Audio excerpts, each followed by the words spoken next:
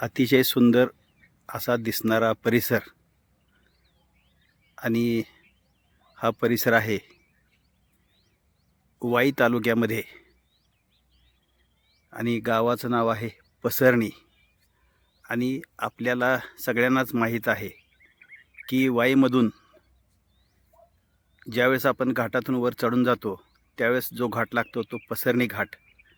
आणि या पसरणी घाटातून ज्यावेळेस आपण पुढं जातो तर महाबळेश्वर किंवा पाचगणीकडे जाताना उजव्या बाजूला जे गाव लागतं ते गाव आहे पसरणी. आणि म्हणून या घाटाला पसरणी घाट असं नाव दिलेलं आहे. आणि त्याविषयी पाठीमाग आख्यायिका सांगितली होती. ती आख्यायिका अशी आहे, तर या ठिकाणी छत्रपती शिवाजी महाराजांचं सैन्य जे थांबलेलं होतं ते पसरून थांबलेलं होतं. आणि म्हणून या ठिकाणी जे नाव मिळालं ते गावाचं नाव आहे पसरणी.